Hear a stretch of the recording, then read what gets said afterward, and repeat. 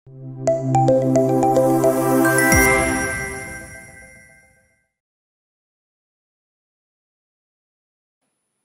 saudara-saudara, di hari Jumat kemarin waktu jam ibadah doa, saya katakan satu hal, saya bilang begini, saya termasuk ponakan saya sendiri, kalau orang Batak bilang bere saya, katakan saya ini seorang motivator, kalau khotbah saya.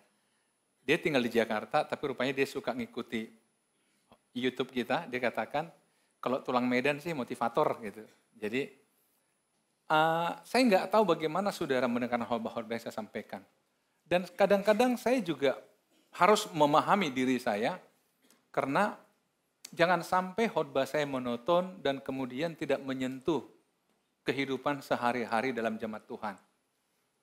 Sehingga saya memang akhirnya dibawa Tuhan untuk melihat hal-hal dalam Alkitab yang bersentuhan langsung dengan kehidupan keseharian kita. Seperti itu, saudara. Kadang-kadang saya ingin mencoba keluar dari area itu, tapi saya nggak tahu, saya nggak pernah bisa. Nggak pernah bisa.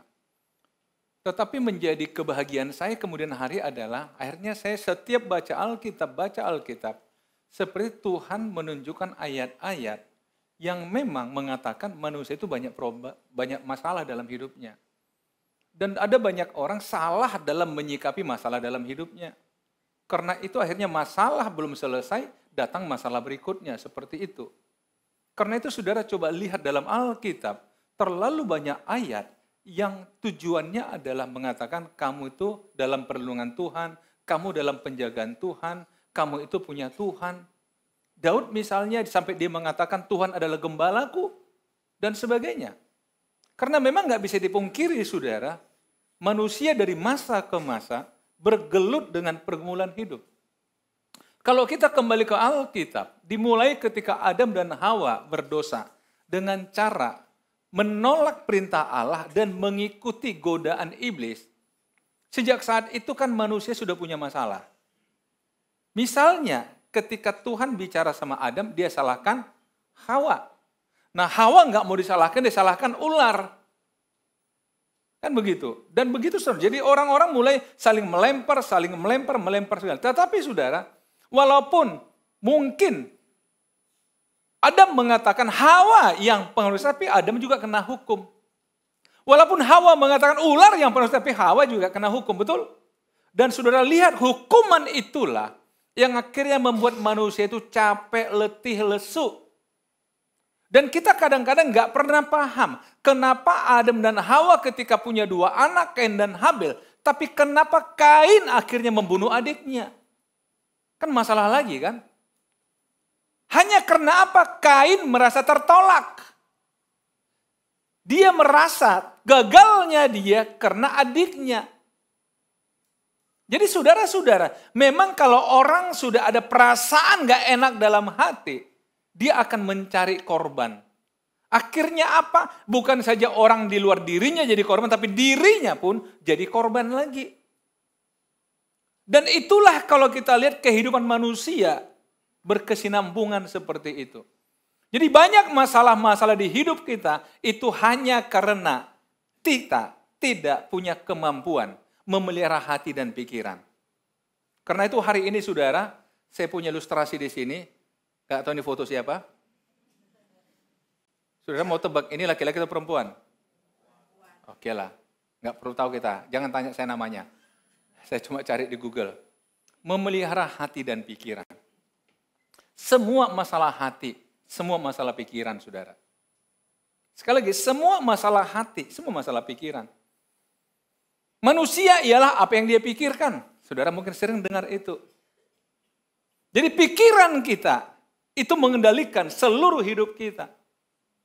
Jadi nggak mungkin dikatakan, wah saya nggak tahu apa-apa. Enggak, tentu saudara sudah pikirkan dulu. Nah, nanti kita coba dalami saudara, apa yang dimaksud firman Tuhan tentang memelihara hati dan pikiran. Di dalam Filipi pasal 4, ayat yang ke-7, damai sejahtera Allah yang melampaui segala akal akan memelihara hati dan pikiranmu dalam Kristus Yesus. Perhatikan baik-baik, Rasul Paulus memberikan nasihat kepada orang Filipi. Saudara tahu orang Filipi itu, kalau saudara baca dalam pasal yang kedua, kemudian pasal yang keempat, di sana ternyata ada gontok-gontokan dalam jemaat. Jemaat belum banyak tapi udah berantem terus. Kenapa? Ya karena nggak damai sejahtera.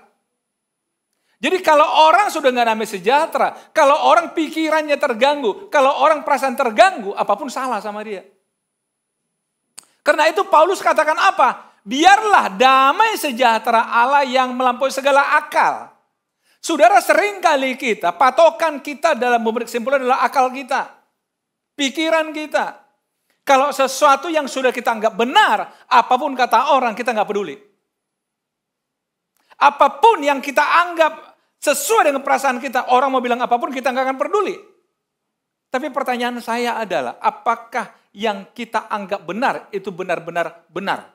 Nah coba gimana bahasanya nih? Apakah ya sesuatu yang kita anggap benar, dengan kajian akal kita, itu memang sudah benar? Jangan lupa, kalau orang berpikir lain dari kita, apakah dia salah? Dia juga menggunakan akal pikiran dia. Disinilah sering terjadi benturan, saudara. Karena itu, Alkitab mengatakan melampaui akal. Artinya apa? Kalau saudara ingin memelihara hati, haruslah melampaui akal. Sesuatu yang di luar akal kita. Bukan berarti nggak masuk akal, saudara. Dan kalau kita bicara itu berarti dari Tuhan. Damai sejahtera Allah yang melampaui akal. Rasul Paulus ingin mengatakan begini, sudah sebagai sebuah sindiran. Kau boleh pintar, kau boleh punya akal yang hebat. Tapi kalau kau ingin damai sejahtera, harus berani keluar dari yang kau anggap pikiranmu, akalmu itu. Kalau enggak, coba lihat. Setiap orang yang pakai akalnya hanya berbenturan. Tuhan ingin, saudara, ada waktunya kita mulai menyerah pada Tuhan. Saya sering katakan pada kita, kalau kita punya masalah, sebenarnya itu sebuah indikasi bahwa akal kita nggak mampu. Sebab kalau akal kita masih mampu, namanya belum masalah. Setuju, saudara?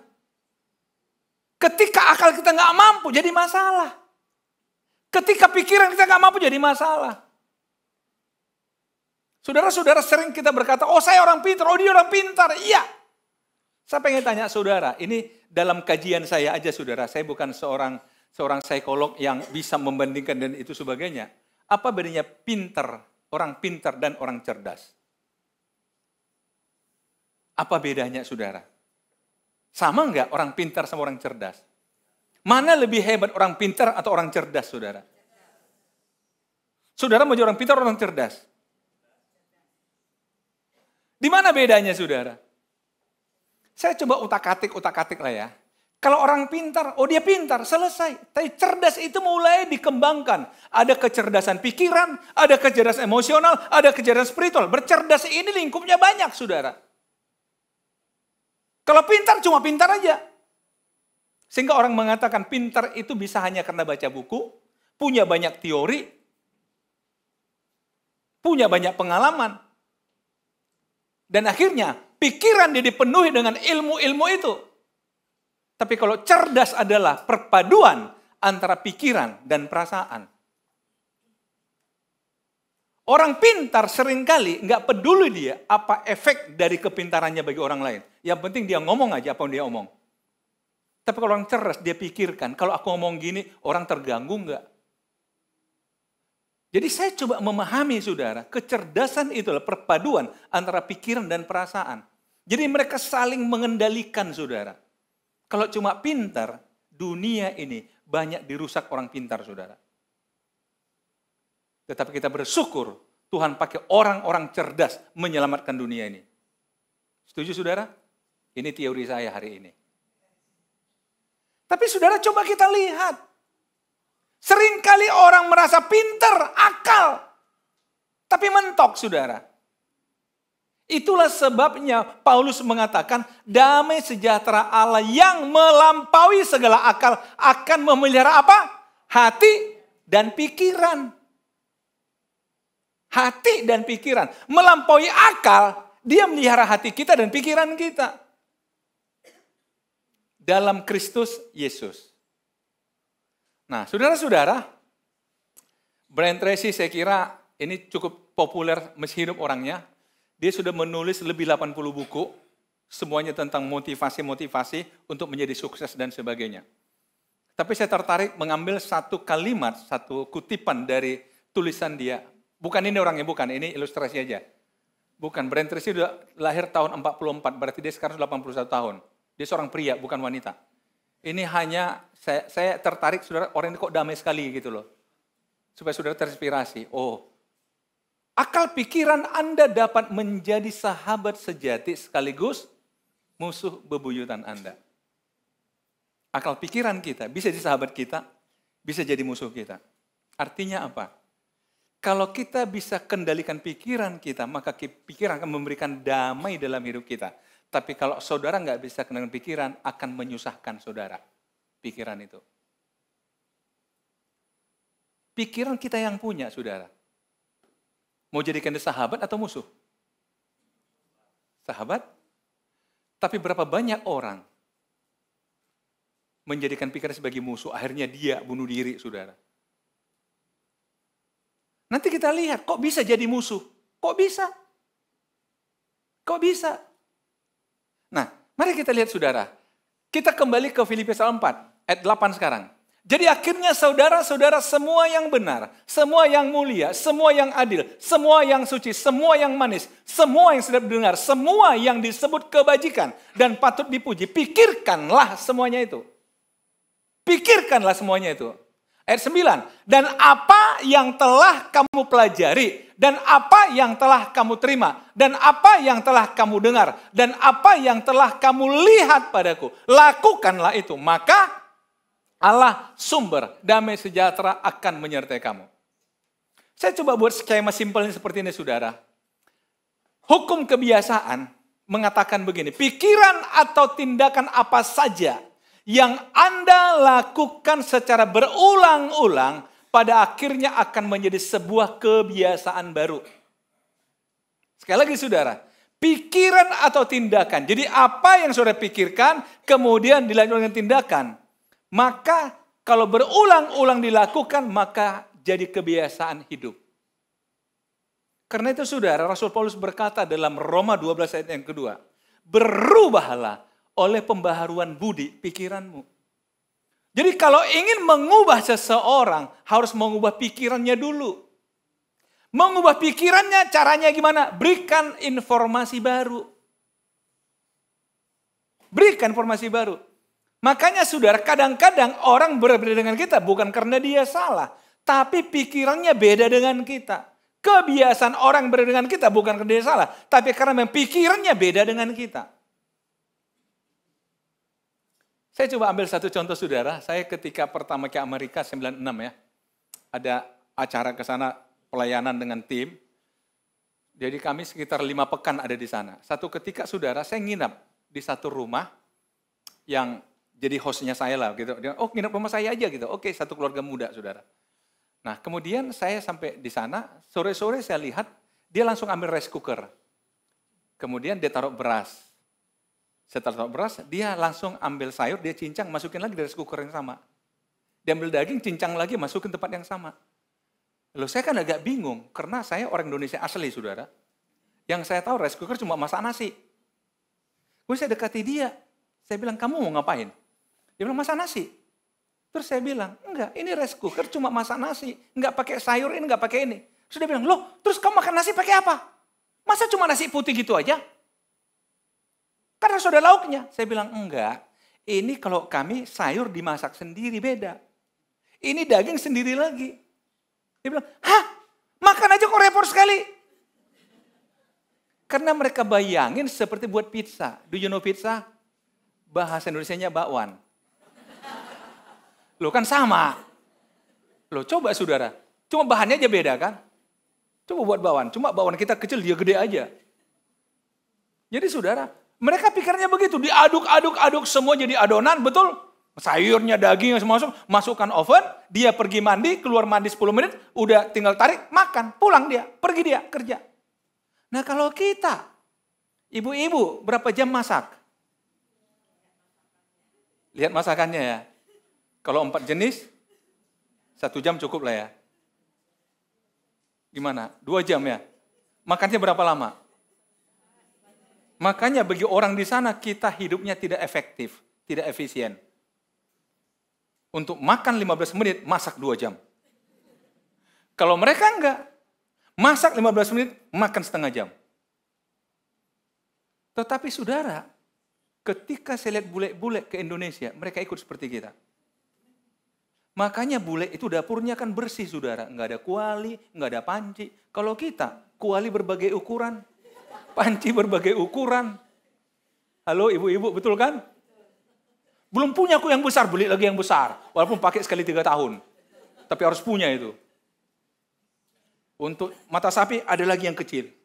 Aduh, repot. Makanya dapur orang kita, apalagi orang Batak, nggak pernah bersih. Karena banyak kualinya. Tapi setelah saya lihat mereka ke Indonesia, ikut sama kita. Lama-lama nyaman juga dia. Masak sayur, masak ikan, masak daging. Berubah kebiasaannya. Kenapa? Dimulai dari pikirannya. Oh enak juga ternyata sayur ditumis. Enak juga ternyata ikan di asam manis. Kan begitu kan? Nggak ada yang salah saudara. Tapi kebiasaan terjadi karena pikiran. Jadi saudara kalau ketemu orang yang punya kebiasaan berbeda, jangan langsung katakan aneh kali hidupmu. Tunggu dulu. Coba cari tahu kenapa kau begitu. Kebiasaan kamu di rumah bagaimana sih?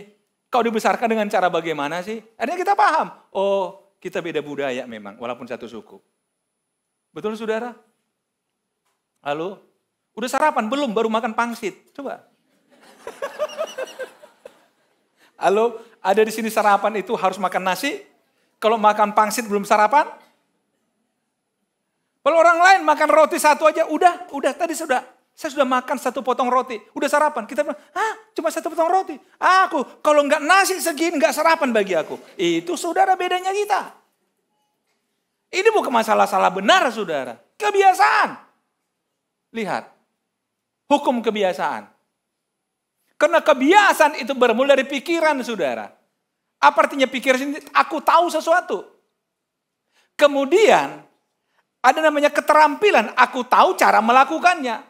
Dan yang ketiga, ada namanya kemauan, aku mau melakukannya. Jadi aku tahu sesuatu, aku tahu cara melakukannya dan aku mau melakukannya. Sekali, 2 kali, 3 kali, 4 kali, 5 kali kita lakukan menjadi sebuah kebiasaan. Betul saudara? Itulah hukum kebiasaan. Nah, karena itu saudara, saya ingin kembali ke 2 ayat tadi di atas. Paulus katakan, apa yang kamu dengar? Kemudian, apa yang kamu pelajari? Dan apa yang kamu terima? Daripada aku, kata Paulus. Berarti Paulus sedang bicara firman Allah. Firman Allah didengar. Kemudian dipelajari. Bahasa lain dari Alkitab adalah direnungkan. Renungan itu pakai akal, saudara. Silahkan gunakan akal. Tuhan tidak melarang kita menggunakan akal. Saudara dengar khotbah harus kritis. Harus berani mengkaji saudara. Saya tidak keberatan misalnya habis kebaktian ada orang datangi saya. Pak tadi Bapak ngomong begini. Kok kayak menurut saya nggak begitu Pak. Begini. Oke mari kita bicara baik-baik. Gak usah juga langsung marah-marah. Ayo. Mari kita diskusi. Saya juga bisa salah. Karena pendeta juga manusia. Kan bukan dewa. Bukan malaikat. Saudara-saudara lihat. Jadi apa yang telah kamu dengar. Kemudian pelajari saudara. Setelah itu baru terima. Jadi saudara sudah punya kesimpulan terima. Tentang apa itu? Tentang semua yang benar. Kita belajar tentang semua yang benar. Kita belajar tentang semua yang mulia. Kita belajar tentang semua yang adil. Kita belajar tentang semua yang suci. Semua yang manis. Semua yang sedap didengar. Semua yang disebut kebajikan dan patut dipuji. Inilah yang kita dengar. Ini yang kita pelajari, kita terima. Bisa dipahami saudara? Coba semua yang benar. Jangan saudara koleksi di pikiran hal-hal yang keliru.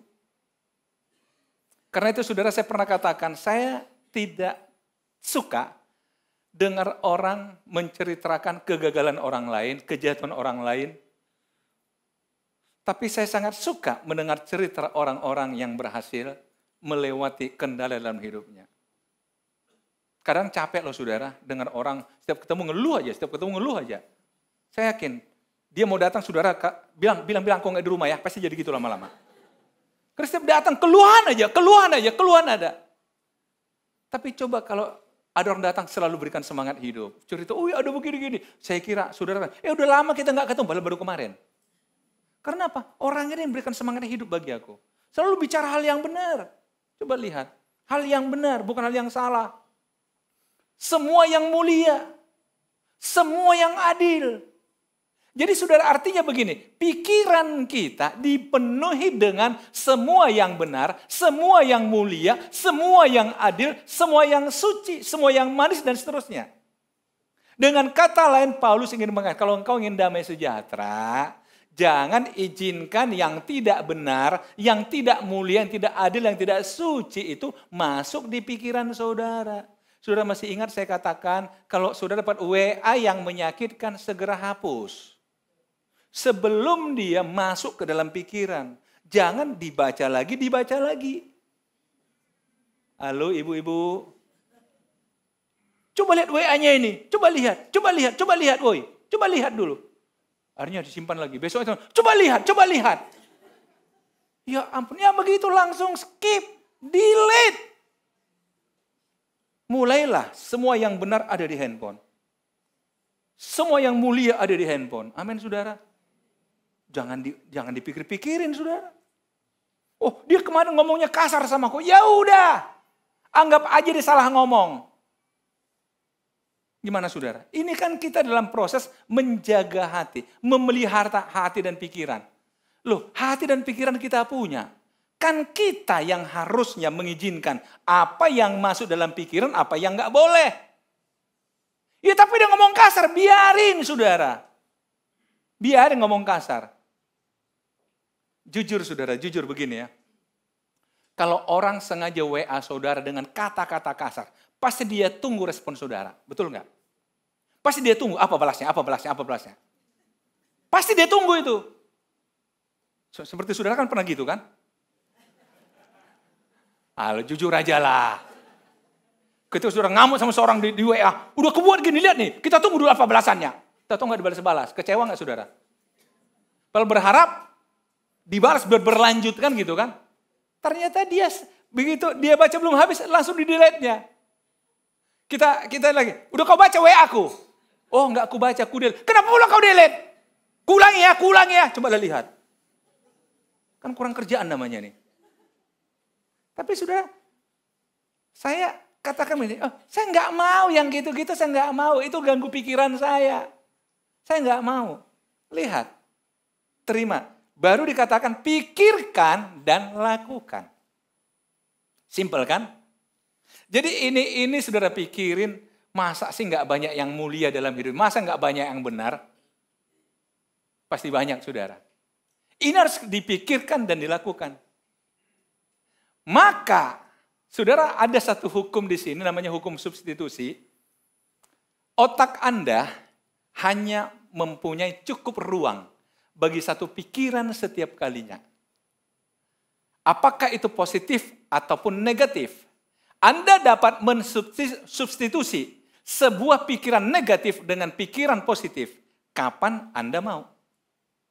Artinya begini, tidak mungkin secara bersamaan sudah berpikir untuk satu hal, satu peristiwa, positif dan negatif. Enggak.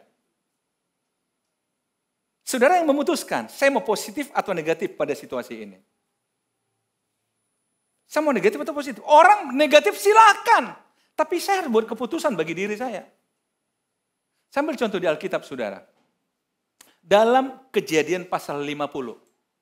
Setelah Yakub meninggal, maka saudara-saudara Yusuf bersama-sama datang kepada Yusuf, langsung sujud menyembah dan mengatakan, kami siap menjadi budakmu. Kenapa?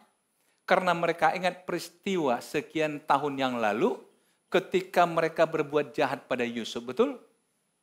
Dan mereka berpikir habislah kita. Selama ini Yusuf nggak hukum kita karena bapak kita masih hidup. Sekarang sebelum jatuh hukuman, lebih dulu aja kita datang ke sana minta ampun yuk. Mereka masih ingat masa lalu sebagai sesuatu yang negatif. Tapi Alkitab mencatat Yusuf menangis. Dan mengatakan, akukah pengganti Allah? Memang kamu mereka-rekakan yang jahat terhadap aku, tapi Tuhan menjadikannya untuk sebuah kebaikan. Yusuf berpikir positif untuk peristiwa negatif di masa lalu. Sementara abang-abangnya masih berpikir negatif, karena itu memang peristiwa negatif. Saudara, saya percaya, inilah yang buat hidup Yusuf sukses. Karena dia tidak mau diganggu dengan hal-hal negatif. Walaupun dia mengalaminya cukup banyak. Oleh saudara-saudaranya dia mengalami bullyingnya sekarang ini. Perlakuan kasar. Di rumah Potifar juga dia mengalami tekanan. Akhirnya difitnah masuk penjara. Tapi itu tidak dia jadikan bahan pikiran dia. Dia substitusi. Pasti semua ini ada rencana Tuhan untuk mendewasakan saya. Itulah sebabnya saya yakin Tuhan angkat dia tinggi sekali. Itulah sebabnya Firaun mengangkat dia tinggi sekali. Kadang-kadang saudara, pikiran kita lah yang membuat orang gak percaya pada kita. Kenapa kita pun gak percaya pada diri kita? Bagaimana orang percaya sama kita? Tapi lihat, belajarlah untuk tidak mengingat hal yang keliru yang merusak pikiran saudara. Saya kadang-kadang berpikir begini saudara, mungkin saudara pernah diejek orang di masa kecil saudara, di masa remaja saudara, pernah dihina, pernah dicuekin, pernah dianggap tidak ada apa-apanya. Tapi gara-gara itulah saudara katakan, saya ingin buktikan bahwa aku tidak seperti yang kamu bilang. Akhirnya saudara menjadi orang hebat. Saudara harusnya ajak orang itu minum kopi. Dan katakan, gara-gara kamu ejek aku kawan, maka aku jadi punya motivasi, makasih kawan. Aku janji pulsamu setiap bulan aku yang bayar. Loh, berani gak kita begitu? Cuma seringkali saudara, kembali lagi kalau orang Medan. Kalau orang Medan itu, Yusuf itu, apa kau bilang? Sekarang baru sadar kau. Kalau orang Medan ya kan? Kalau dulu, kalian masuk ke sumur, kayak gitu, aku nangis, apa kalian bilang? Mati kau, mati kau, mati kau. Itu kalau orang Medan. Tapi Yusuf gak begitu saudara. Dia katakan, aduh aku pengganti Allah. Enggak lah. Justru karena kamu jual aku ke Mesir, aku jadi orang hebat. Amin saudara. Akhirnya kalau ini jadi proses pemikiran kita, apa yang kita dengar, kita pelajari, kita terima, hal-hal yang positif kita pikirkan, kita lakukan, maka akhirnya dikatakan di sini, maka Allah sumber damai sejahtera akan menyertai kamu. Kalau tadi memelihara, sekarang menyertai. Begitu bahagianya kita. Dipelihara Tuhan hati pikiran kita, dan disertai Tuhan hidup kita. Tuhan Yesus memberkati.